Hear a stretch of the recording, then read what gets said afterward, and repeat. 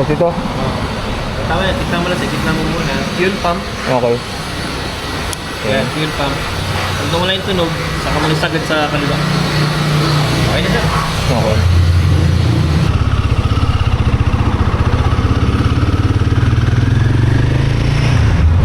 Ito na ang ating test ride gamit yung analog type. Sa akin gusto ko itong gray, mas ang ganda rin ang handling ito eh. Hindi nalalayo din sa Speed 400. Although yung Speed 400 maganda kasi naka-upside down fork, pero ito okay din. Ibat. Nakakalo sa motor na to.